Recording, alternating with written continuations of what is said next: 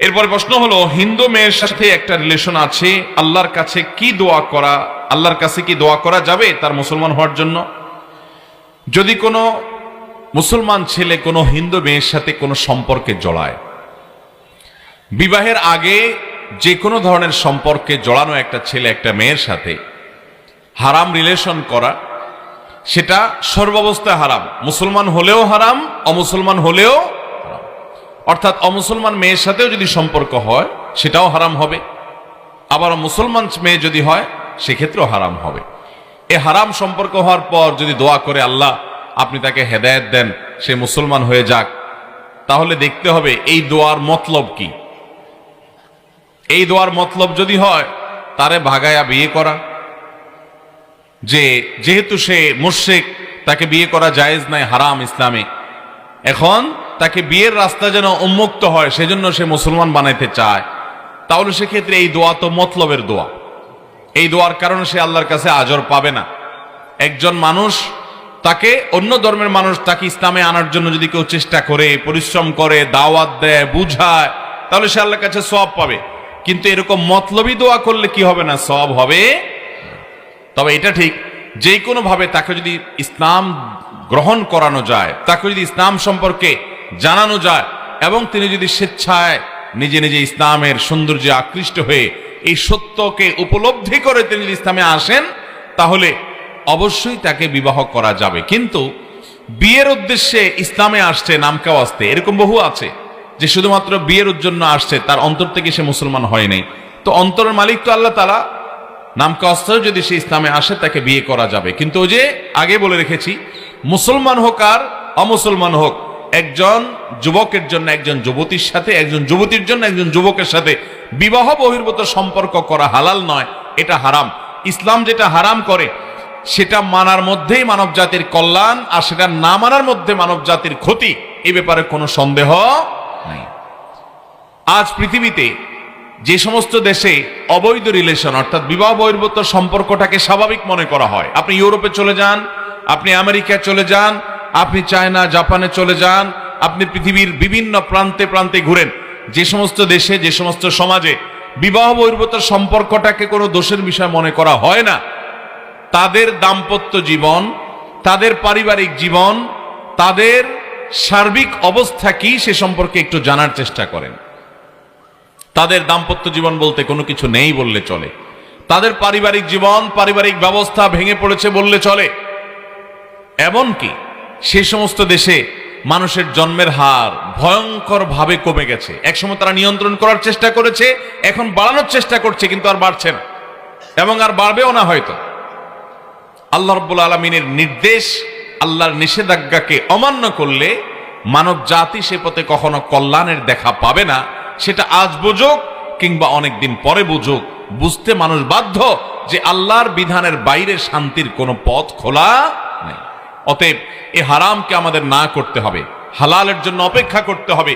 এ হারাম আমাদের ঈমানকে নষ্ট করে, চেতনা নষ্ট করে, দুনিয়ার জীবনকে নষ্ট করে, দাম্পত্য জীবনকে শেষ করে, পরিবার ব্যবস্থাপনা শেষ করে দেয়। বাংলাদেশ পরিবার ব্যবস্থাপনা ইতিমধ্যে ভেঙে পড়েছে। প্রতিটা ঘরে ঘরে দাম্পত্য জীবনে অশান্তির সাগরে ডুবছে, বিশেষ করে তরুণরা। লক্ষ লক্ষ টাকা খরচ করে বিয়ে শাদী হচ্ছে, বিশাল বড় বড় মহরের ফিগার ধরা হচ্ছে, বড় বড় আয়োজন করে বিবাহ শাদী হচ্ছে, কিন্তু টিকছে না। বিবাহগুলো ভেঙে খান খান হচ্ছে, সংসারগুলো টিকছে না, বিবাহ বিচ্ছেদের হার বাড়ছে, দাম্পত্য কলহ বাড়ছে দিন দিন, এবং ভয়ঙ্কর একটা জায়গায় আমরা চলে যাচ্ছি। আমরা অনেকে হয়তো জানি না এবং আমাদেরকে জানতে দেওয়া হয় না। পরিকল্পিতভাবে আমাদের পরিবার ব্যবস্থাপনাকে ভেঙে ফেলা হচ্ছে, ধ্বংস করা হচ্ছে, শুধুমাত্র বিবাহ বহির্ভূত সম্পর্ককে হালাল এবং এটাকে স্বাভাবিক করার যে শয়তানি চক্রান্ত আছে। আপনি নাটক দেখেন, তার খোলাসা কথা হলো এই অবৈধ সম্পর্ক। আপনি সিনেমা দেখেন, তার খোলাসা পুরা গল্প ঘটনা, পুরা গল্পের মূল কথা হলো অবৈধ সম্পর্ক। আপনি কিভাবে মা বাবার অবাধ্য হবেন, আপনি কিভাবে সমাজ বিচ্ছিন্ন হবেন, আপনি কিভাবে আল্লাহর আইন থেকে, আল্লাহর নির্দেশ থেকে বেরিয়ে পড়বেন, আপনাকে সেই ট্রেনিং দেওয়া হয় নাটকে, সেই ট্রেনিং দেওয়া হয় সিনেমাতে, সেটা দেওয়া হয় নোবেলে, সেটা দেওয়া হয় উপন্যাসে, সেটা দেওয়া হয় বিজ্ঞাপনের নামে, সেটা দেওয়া হয় বিভিন্ন নামে। আপনি এমন নাটক, এমন সিনেমা, এমন গল্প, এমন নোবেল উপন্যাস কয়টা পড়েছেন যেখানে স্বামী স্ত্রীর মধ্যকার ভালোবাসা প্রচন্ড প্রগাঢ় এবং অনেক শক্ত ভালোবাসা, এটা গল্পের ছলে প্রমাণ করা হয়, এটাকে অ্যাপ্রিসিয়েট করা হয়। কটা দেখাতে পারবেন? বেশিরভাগই দেখবেন যে কিভাবে বাপ মাকে ফাঁকি দিয়ে আরেকটা মেয়ের সাথে সম্পর্ক করতে হয়, আরেকজনের বউয়ের সাথে পরকীয়া করতে হয়, কিভাবে ধর্মের নিষেধাজ্ঞাকে অমান্য করে লঙ্ঘন করে সম্পর্ক করতে হয়। সমস্ত নাটক সিনেমার খোলাসা কথা, সার নির্যাস হলো এই জিনিসটাই। এরা কি আমাদের সমাজের জন্য ভালো কিছু বয়ে আনছে? ধ্বংস করে ফেলছে। বাবা মারা যারা মনে করছেন না ছেলে মেয়ে একটু আধুনিক হোক, একটু স্মার্ট হোক, অত হুজুর হলে কি চলে দুনিয়াটা, তারাই নিজেরা যখন ফান্দে পড়েন তখন আমাদের কাছে আসেন। মেয়েটা যখন আরেকটা ছেলের হাত ধরে চলে যায়, একটা অমানুষের হাত ধরে চলে যায়, অজাগায় কুজাগায় পা দেয়, তখন এবার এসে আমাদের কাছে তারা অনুনবিরণ করেন, হুজুর মেয়েটা তো পালায় গেছে, ছেলেটা তো অমুক মেয়ের পিছনে ছুটছে, সে তো আর আমাদের কথা শুনে না। মানুষ আল্লাহর বিধানের বাইরে চললে সেখানে কোনো কল্যাণ আসতে পারে। অতএব যুবকরা পড়ালেখা করুন, নিজের কাজের প্রতি মনোযোগী হন, ক্যারিয়ারকে গড়ে তোলার চেষ্টা করুন, উদ্যোক্তা হন, নিজের স্বদেশকে, প্রিয় দেশকে, গোটা পৃথিবীর মানুষকে কিছু দেওয়ার চেষ্টা করুন এবং বৈধ সম্পর্কের জন্য অপেক্ষা করুন। আপনার জীবনে একটা জোড়া আল্লাহ তাআলা রেখেছেন, সেটার জন্য অপেক্ষা করেন। হারামকে ডিনাই করেন, না করেন। মুসলমান যুবক তার মেরুদণ্ড থাকবে, সে ঢিলা হবে না। ঢিলা ঢিলা যুবক চিনেন কারা? কোন একটা মেয়ে হারাম সম্পর্ক করতে তাকে অফার করছে, সেখানে চিত হয়ে গেছে, কাইত হয়ে গেছে, শরীর ছেড়ে দিছে, তার কথা তার পিছ পিছ হাঁটা ধরছে, এর বলে ঢিলা যুবক। আর মেরুদণ্ডওয়ালা যুবক চিনেন?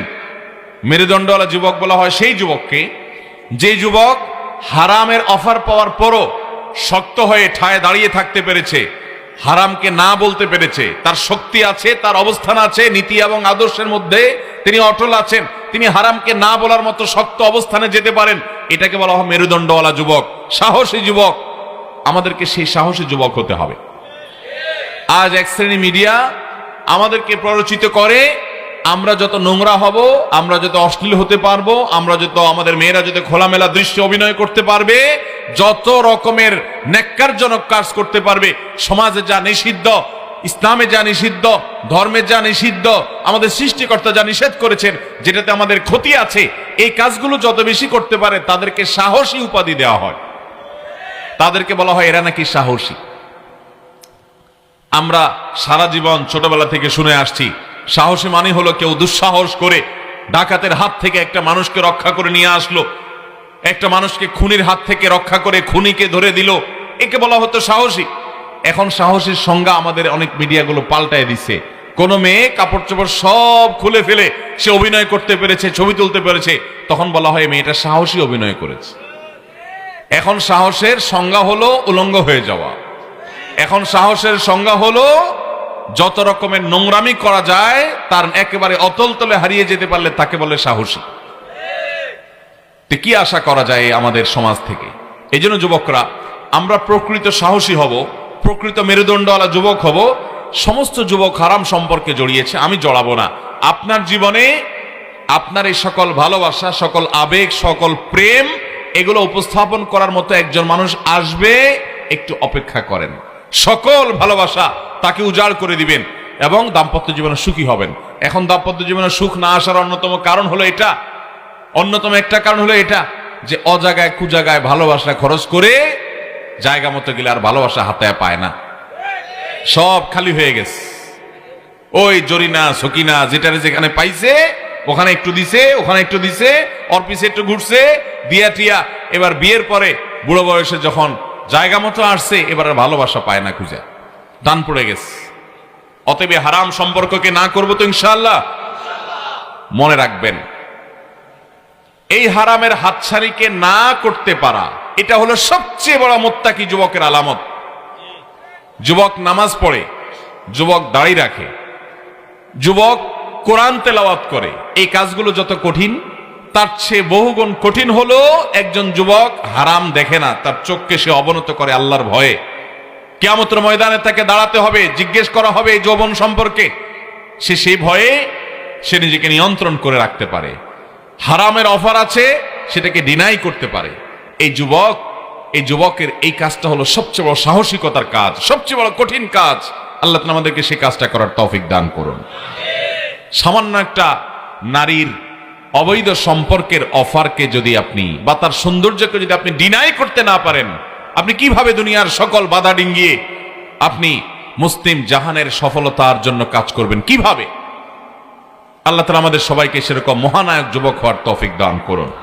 এই যুগের মহানায়ক যুবক তারা, যে যুবকরা এই হারামগুলো থেকে নিজেদেরকে বাঁচিয়ে রাখতে পেরেছে। আমাদের যুবক ভাইদের কষ্ট আমরা বুঝি।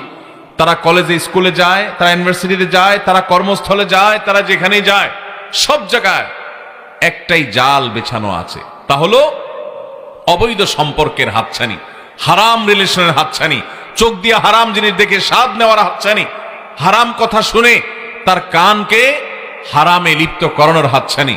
চতুর্দিকে শুধু একই জিনিস, বিজ্ঞাপনী, বিলবোর্ড, নারীকে ঝুলিয়ে রাখা হয়েছে। পেপারে সংবাদ, নারীকে ঝুলিয়ে রাখা হয়েছে। সংবাদ পাঠ করা হচ্ছে, সেখানেও নারীকে উপস্থাপিত করা হচ্ছে। কোথাও যাচ্ছেন, রিসেপশনে বিসমিল্লাহ যার সাথে কথা বলবেন, নারীকে সেখানে সাজিয়ে গুছিয়ে রাখা হচ্ছে। আপনি বিমানে যাবেন, আপনি হাসপাতালে যাবেন, আপনি যেখানেই যাবেন, নারীর শরীরকে আপনার সামনে উপস্থাপন করে আপনার ঈমান, আপনার চেতনা, আপনার বিশ্বাস, আপনার আকীদা, আপনার তাকওয়া, আপনার সততা সবকিছুকে হরণ করে আপনার চরিত্রকে ধ্বংস করার সকল আয়োজন পৃথিবীতে আজ প্রস্তুত হয়ে আছে। মুসলমান এই সবগুলোকে ডিঙ্গিয়ে আল্লাহর নৈকট্য অর্জন করা, তাকওয়া ধরে রাখা, এটা সহজ কোনো কাজ নয়। আল্লাহ আমাদের সবাইকে সেই তৌফিক দান করুন। এই ফিতনা থেকে বাঁচা এই যুগের সবচেয়ে কঠিন। অন্য অনেক ফিতনা থেকে আপনি বাঁচতে পারবেন, এটা থেকে বাঁচতে পারবেন না।